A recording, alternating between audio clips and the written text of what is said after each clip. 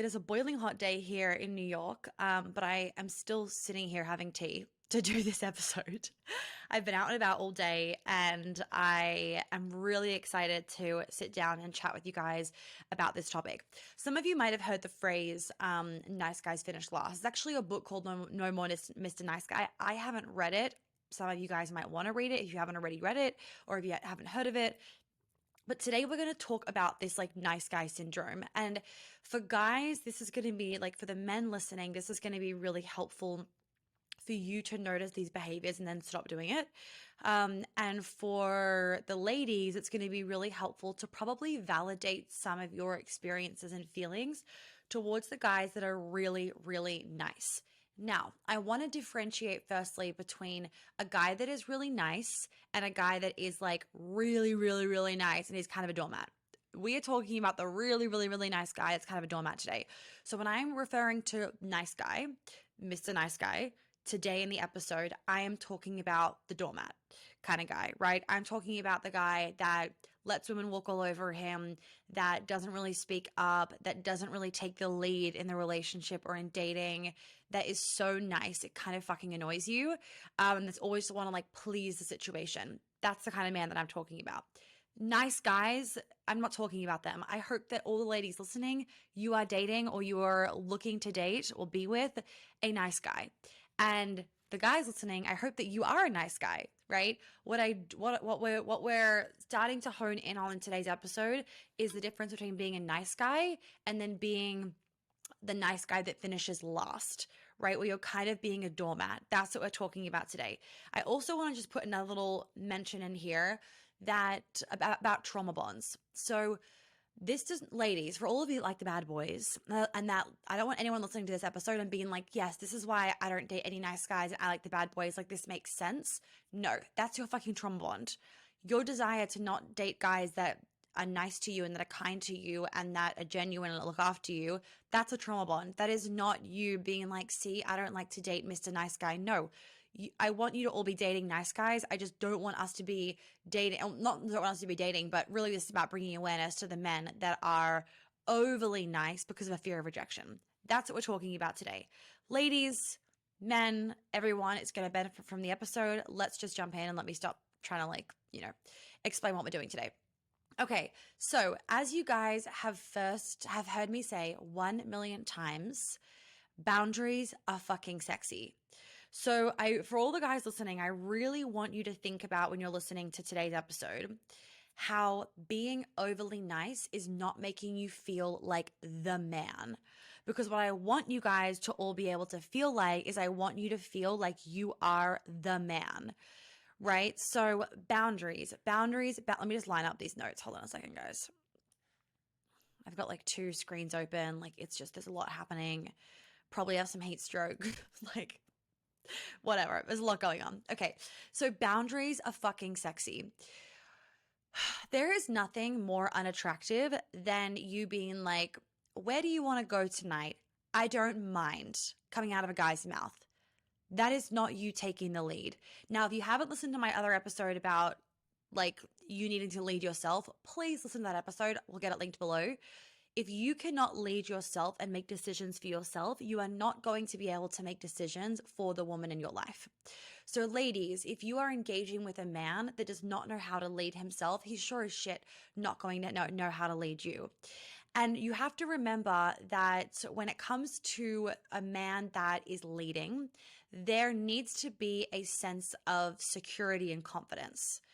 So when you have this fear of rejection or being not enough, and therefore you have a really intense desire to fit in, you have a fear of being even emasculated, all of these fears can then make us change our behavior to try and ensure that these fears are not validated.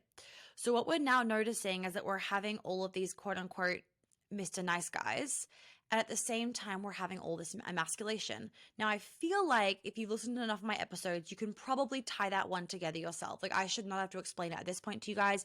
You've listened to the episodes, you know what we're dealing with, right? We're dealing with, because we are constantly berating, shaming, and putting down men, men feel like they can't be men. So now we have this epidemic of these nice guys that don't say what they want to do, where they want to go. They don't make decisions. They don't lead because they are afraid of being shamed when they share what they would like to do or what they think is the best decision. So I don't want the guys sitting here to be like, okay, well, this is all well and good, Monica, but like, we are not allowed to make decisions. Like, I get that. Like, I completely get that. And that's why, ladies, it's really important for you to understand all of this stuff so that you can make sure that you are also creating a space for him to not be Mr. Nice Guy. Really, really important. You want to create the space and you want to create the safety for him to be the man. And the man isn't the guy that has no boundaries. The man has his fucking boundaries and embodies them and shares them and lives through them and X, Y, and Z. So boundaries are sexy. And for men and women, there are many fears behind behind the reason why you can't draw boundaries, right? There can be fear of rejection. There can be fear of not being good enough. There can be fear of being abandoned. There can be fear of being told they're too much. There can be fear of being shamed. Like, there can be all these fears that lie behind you speaking up and drawing a boundary or just sharing what you would like to do.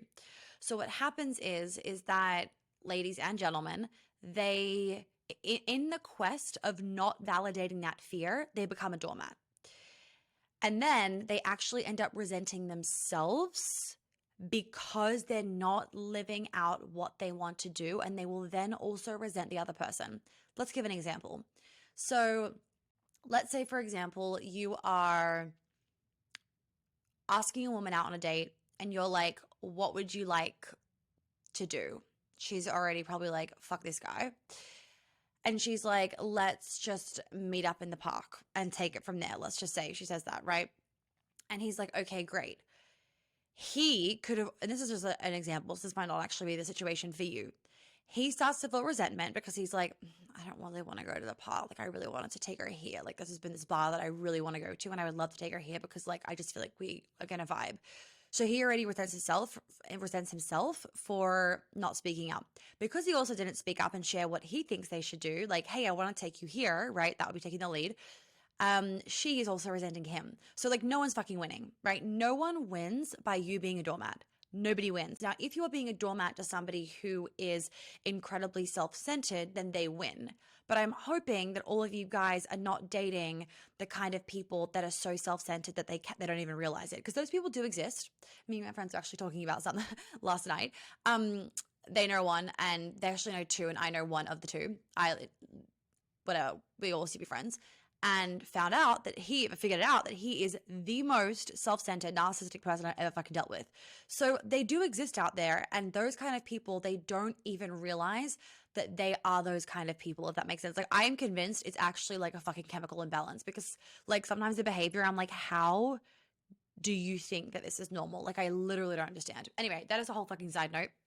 The point is that the only people that win when you are being a doormat are those kind of people. Nobody else wins, because the other person doesn't feel excited by your choice, and you don't feel excited by the choice either, because you didn't want to fucking do it, or you didn't do what you wanted to do, which was take the lead and ask her out on a date. Instead, you kind of ask her to make the date, if that makes sense, which is not the vibe.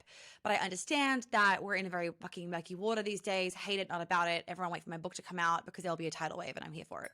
Okay, let me take a sip of my tea.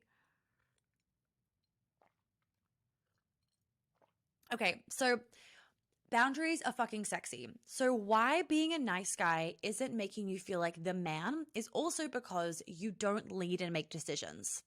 So this nice guy syndrome is basically where you have this mindset, and it's obviously subconscious. You have this mindset where if I meet her needs, then my needs will get met. But that's obviously not fucking true, because if your needs are about only meeting her needs, it's like, bow, bow. Like, no, that's not correct. You have needs separate to meeting her own needs. Yes, you want to meet your woman's needs because that's you being a fucking man. 100% that'll make you happy, but there are other needs that you have as well. So when you are playing out this nice guy character, this overly nice guy, like Mr. Nice Guy, right? Not the normal nice guy. We've gone through that in the beginning of the episode. when you are playing out this nice guy character all the time, you are literally tying your happiness to whether you can fulfill her needs. And then the problem is, and then what happens, this is why this nice guy is like super, like very childish and boyish. And like, I don't want any men being in this like kind of archetype.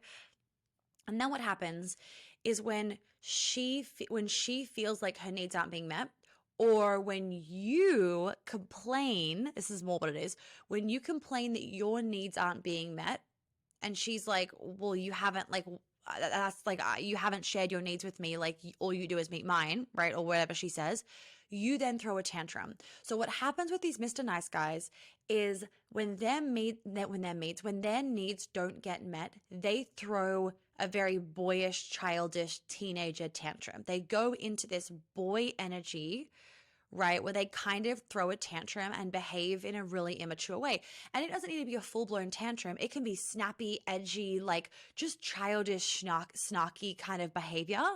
And that is actually because their needs aren't getting met and they are letting their resentment come out towards themselves because they don't ever do what they want to do.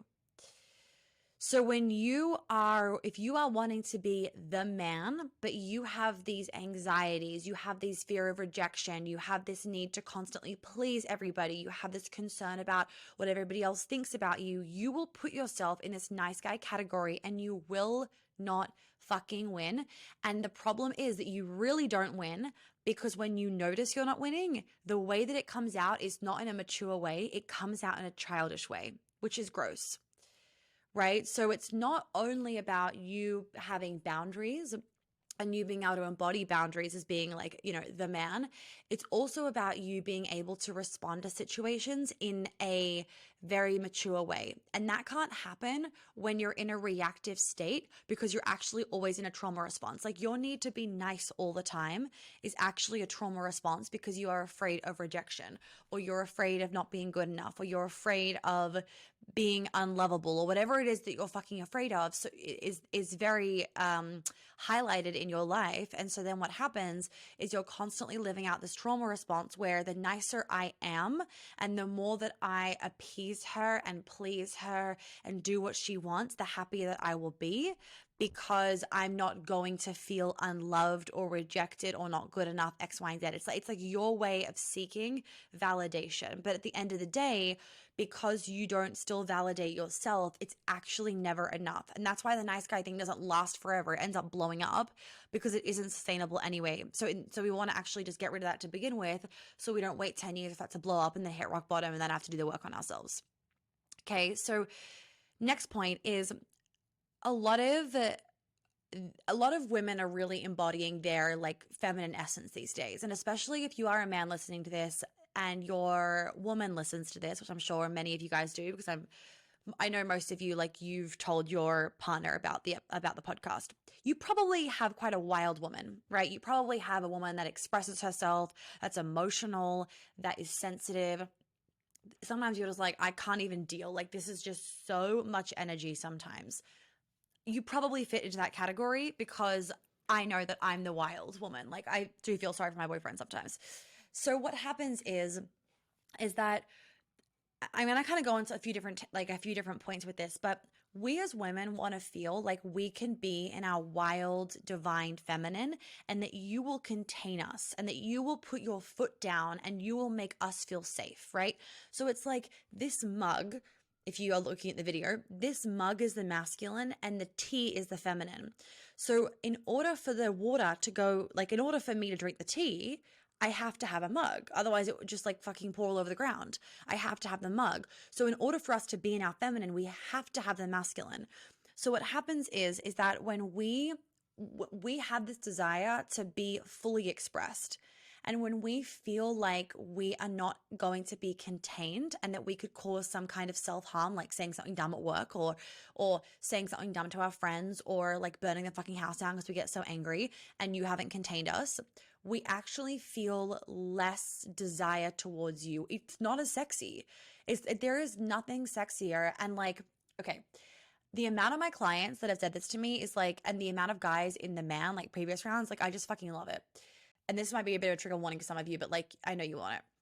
There is nothing sexier, and I cannot tell you how many clients have been like, this now happens, and I fucking love it, is that they will be having like a full-blown tantrum or they're crying or whatever it is, and their man will just grab them and like whip them into shape, right? Or they're being like, they're having a full-blown like anger outburst and they're going wild, and and their man will let them do it for a little bit, and then their man will come over and grab them and like put them in their feminine. And they find it so sexy because it makes them feel like they can be fully expressed and they're never going to go too far. Then there's other situations where, they are like trying to over organize everything because like things aren't the way they want it. And they're like, oh my God, like I'm getting stressed, blah, blah, blah. And the man will just come in and be like, sit the fuck down and like shut up and let me do this. And it's like, oh, okay. Like my boyfriend does it to me. I have one-on-one clients, and they're, especially the guys, like especially my female clients who have had their partners do the man, their partners now do it to them, and they are just like, this is so fucked up how turned on I am. It's not fucked up is the funny thing. So women think it's fucked up that I'm so turned on by him being like, sit the fuck down, shut up and let me do this. It's not fucked up, because what it is like, it's actually safety that you feel. It's like, oh, it's like this, I can relax. Like he's got me. Like I don't have to do this all. He has got me, right? Even like when me and my man were like just recently in Europe, and I'm like, oh my God, we're gonna miss the train, blah, blah, blah. And he just like literally grabbed me. He's like, calm the fuck down, Monica. We have 7 minutes. We are going to make it. Like, you need to chill the fuck out. I have everything under control. It's like, oh, okay. And it's a reminder to the feminine of, I don't need to be in control. I don't need to worry. Like he's got everything under control. And it's a fucking turn on, because it is a reminder that we get to just be in our feminine and we get to be wild and free and expressed, and they have everything under control. That is why it's a turn on. It's like, it's a turn on because we are like forced into our feminine, and that's what feels delicious and juicy to us. So like if you as a man listening, like learn from that. If you are a man listening and you are, and the way that you do this is very fucking important. You cannot do this from a trauma response place. So like, if you haven't dealt with your trauma as a man listening to this, I urge you to join the man. We already have a few guys in, and I'm super pumped about it.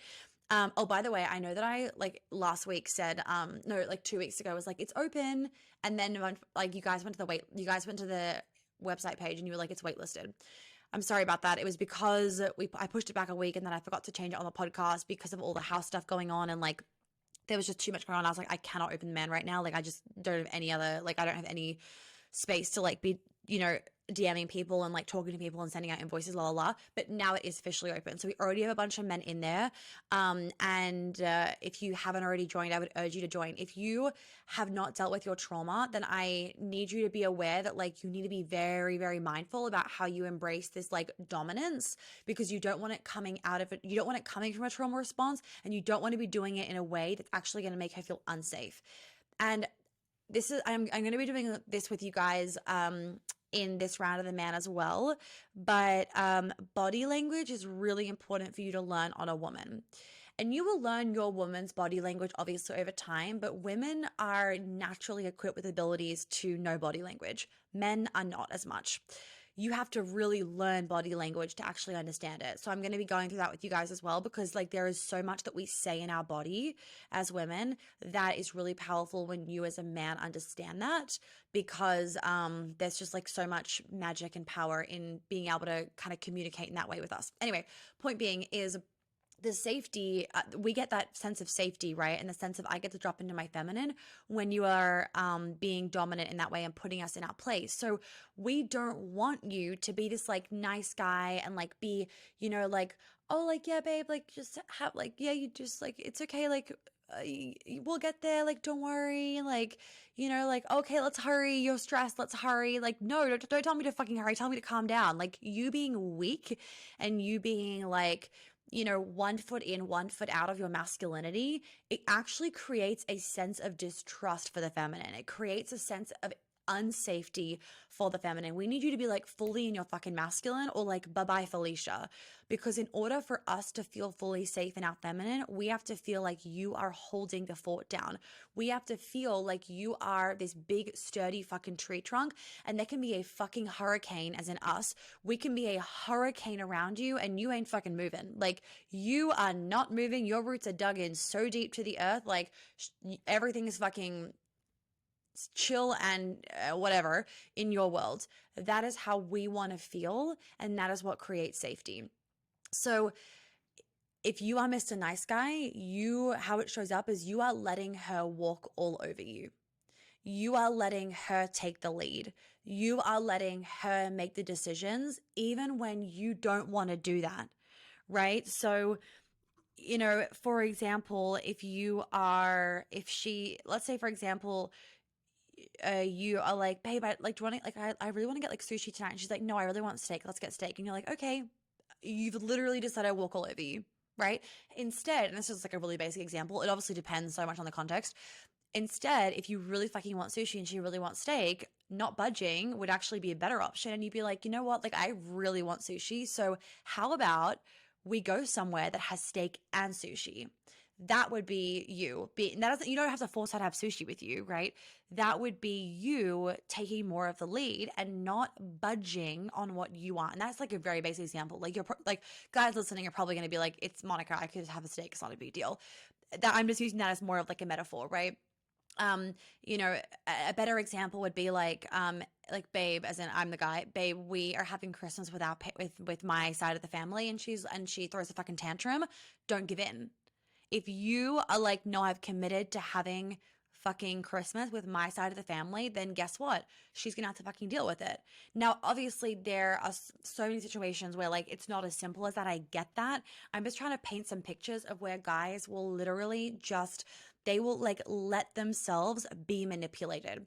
And this is a really good point. So I feel like we're very easy these days to be like, she's a narcissist, he's a narcissist, she's toxic, he's toxic, blah, blah, blah. Like, she's manipulating me, he's manipulating me. And I'm like, maybe you're letting yourself be manipulated. Like, maybe you're thinking you're being manipulated, but it's actually because you can't draw a boundary. Like, mic drop. Maybe you are letting yourself be manipulated because you can't draw a boundary. Let me think of an example.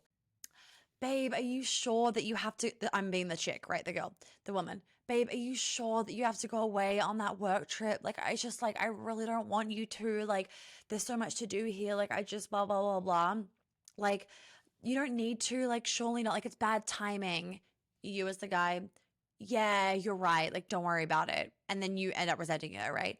And you think that she manipulated you with your emotions. I'm like, maybe she manipulated you, or maybe you didn't have the boundaries and the embodiment to be like, I know this is bad timing, and I know you don't want me to go, and I need to go, and I cannot wait to see you when I get back.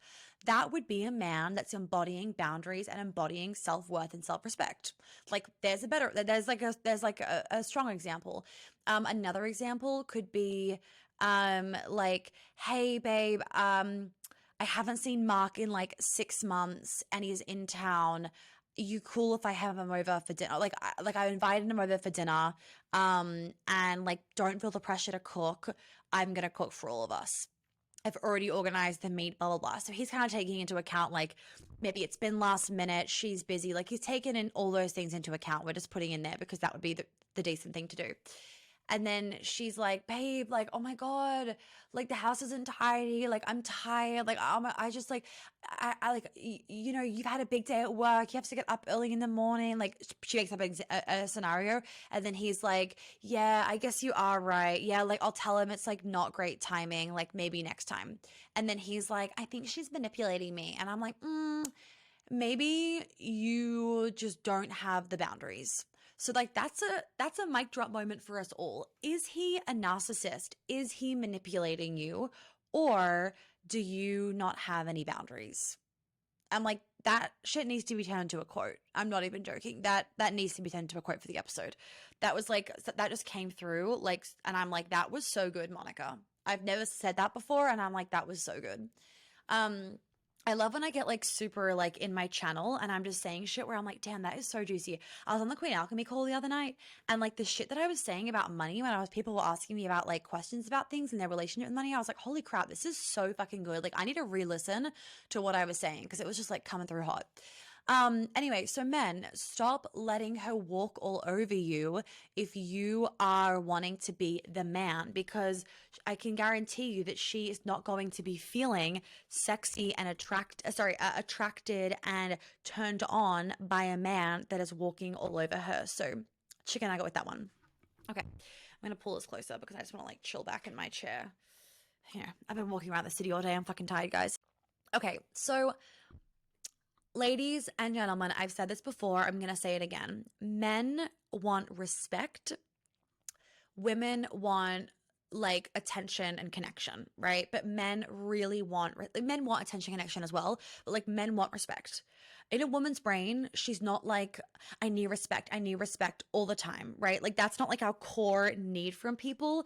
We'll be like, I want to be accepted, loved, like, you know what I mean? Like we have more of those like feminine desires where, and we obviously want to be respected as well, but it's not this like forefront of like, I don't feel respected.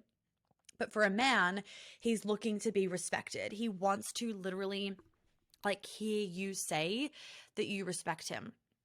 Well, men, if you do not respect yourself enough to know what you want, to share what you want, to have boundaries, to speak up, to just vocalize yourself and say no, she is not going to respect you either.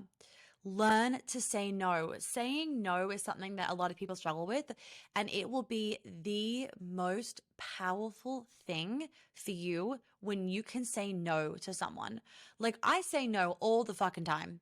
Like I really do. I don't people please. I mean, I am an Enneagram 8, but I do not people please. I got no time for it. I just don't care. I'm like, if I don't want to go to something, I'm not fucking going. I know the difference between being lazy and not wanting to go and all that kind of, I'm like that. There is a difference to that. Like be mindful of that, but learn to be able to say no. Because when you can respect yourself and you show up in this way for yourself, you aren't going to allow anything less from her. You aren't going to allow her to walk all over you aren't going to allow her to treat you meanly. You aren't going to be this like Mr. Nice Guy, and she's going to adore you, respect you, love you, want you, be turned on by you way more so. Way more so. On this note of like being turned on by a man. So what turns a woman on, like within the whole like, you know, like instinctual turn-ons for a woman towards a man, one of the things is, can you provide / protect for me? Like, do you provide safety? So when you do not showcase that you can be like the leader and that you can take the lead and that you can kind of be like dominant, like in a good way, instead of being a doormat, she actually doesn't feel as safe with you, right? Now, of course, all women and men, we all want to feel safe, right? So it doesn't mean that you walk all over her either. Like, let's preface that. It doesn't mean that that in order for you to be the man and not Mr. Nice Guy, that you have to walk all over her. Absolutely not. That's not what I'm saying. Okay.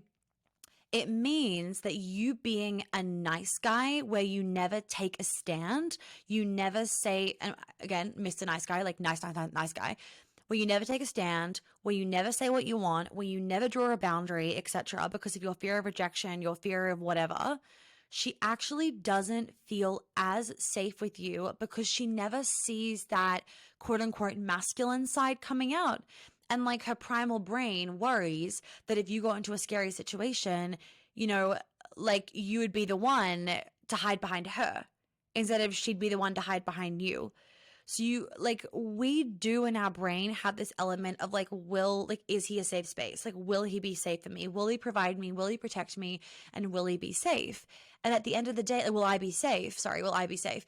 And at the end, as a woman, and at the end of the day, if you're a doormat all the time, she will not feel as safe.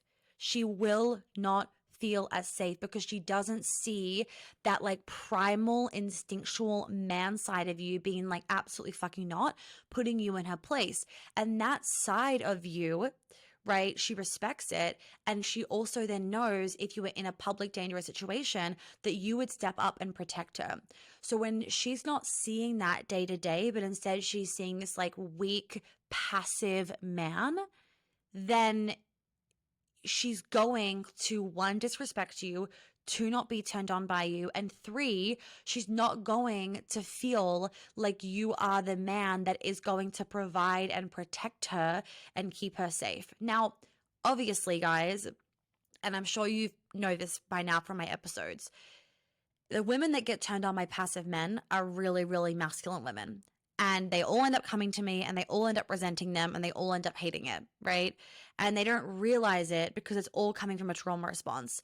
It's like the guy's passive from a trauma response. She's dominant from a trauma response. It's just like a one whole fucking ball of trauma. So like, just remember that. Like, I'm not talking about that stuff in this episode. I'm talking about the feminine women that want a masculine man.